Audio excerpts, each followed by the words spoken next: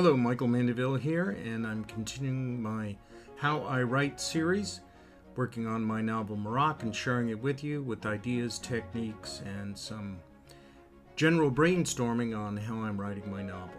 Alright, so let's take a look at this. So in opening with geography, what do I hope to achieve here? Well, a few things. Number one, I want to give interesting information to the reader. I like to pique their curiosity and tell them things they don't know. That's always something you can count on with most readers, that they're infinitely curious. Number two, I want to orient the reader in terms of where am I and where am I going, so that they have a sense of place and they have a sense of where the culture lives and how different parts of the world are formed. Number three, I want to integrate information into the plot so it's useful information, not just talk too much about geography. If I can add that little connection, so much the better. Number four, I like to link the information to the character so that it becomes very personal. And the reason that not only does the reader want to know this information, but the character has to think about this information. So I brought the reader and the character a little closer together. And the last one would be that I want to remind the reader that this information is part of raising the stakes for the character. That's the ultimate. If I can accomplish that as well while putting out this information, that's the ultimate part of connecting all this into the plot and theme and character. So let's take a look at what I've done and then see if I've accomplished this mission, which I think I have. But you be the judge.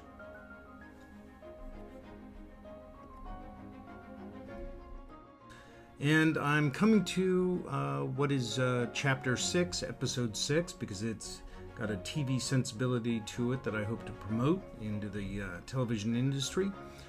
So let's take a look. Here we are, and this is, I'm using Scrivener, which is a great program to work with.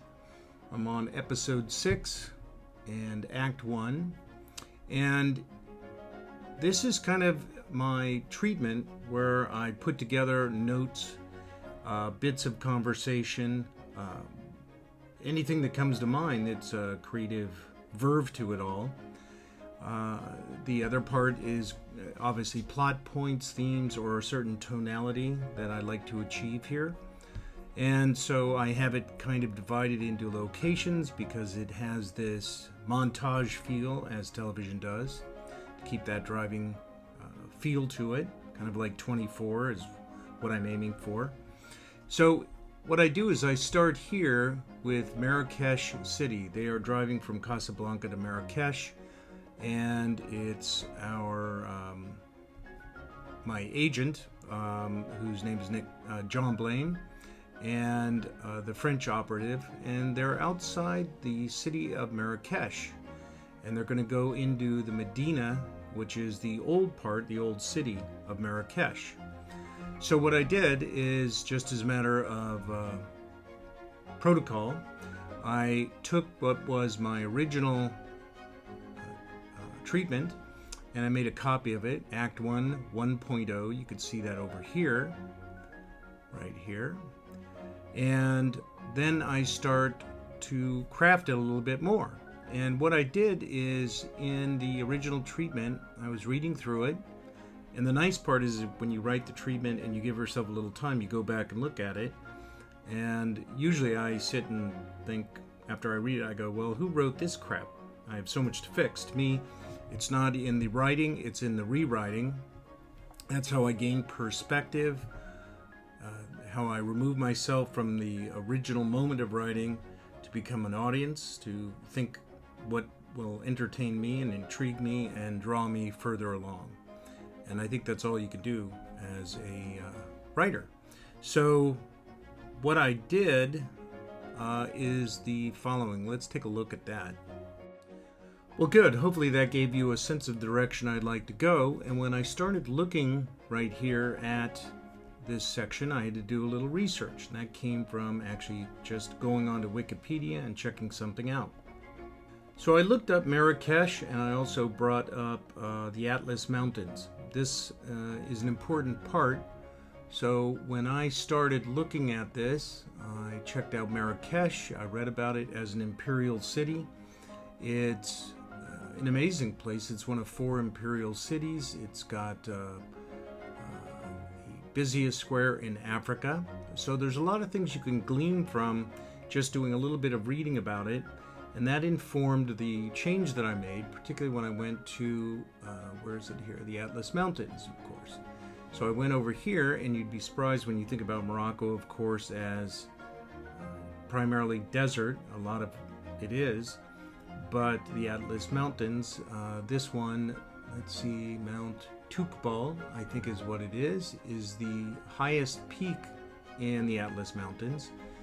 And it goes up to 13,671 feet. You can see over here, it's a snow-covered mountain range, which of course defies what we think about Morocco. Now the other fact that's very important is because I'm dealing with the Macguffin, that's what Hitchcock called it, that is a compelling plot point that draws the viewer along, and the reason for the plot is rare earth minerals and other discoveries in the Atlas Mountains. So when I read about that, I was looking how the Atlas Mountains were formed and the various sub-ranges they had and the geology, excuse me, not enough coffee yet, the geology of it. And so when I looked at that, you could see how it was formed here, going from Tunisia all the way to Morocco, which kind of separates the plates and this, what they call a continental crust in tectonic collisions, meaning the 2 tectonic plates collide, yielding my rare earth minerals. So I managed to find something pretty cool there. And when I ingested that material, and then I went into my second one, 1.0, Act 1.0, then I started this revision describing what Marrakesh is, and then the Atlas Mountains. And that leads me into describing what the character is thinking about. And his name is Blaine, and this crust, as I said, pushes up deep deposits. And then I could put in the little element here that brings the research about Morocco and Marrakesh and the Atlas Mountains back into the character. So then I'm going to write, Blaine was thinking of this geological phenomenon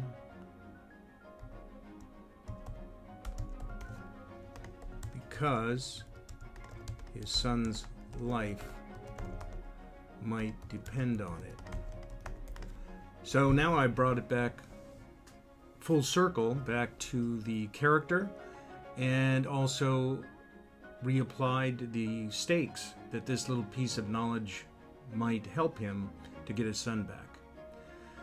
Anyways, that's one way I was taking research and melding it together with character and putting it in with what I have a certain curiosity about, all sorts of things: geography, history, politics, all kind of wrapped up in some espionage in this particular case. And that's a little technique I've used. So one thing is when you do have a treatment and make a copy of it, you should remember you could always go back, but now you could boldly go forward. And that's something I have used for many years. I call it versioning, and that allows you to change everything you want, to have the freedom to do so. And that's another part of the technique I use with Scrivener that I really like, and hopefully that can help you. Thanks very much for watching, and look for another episode. I appreciate your time.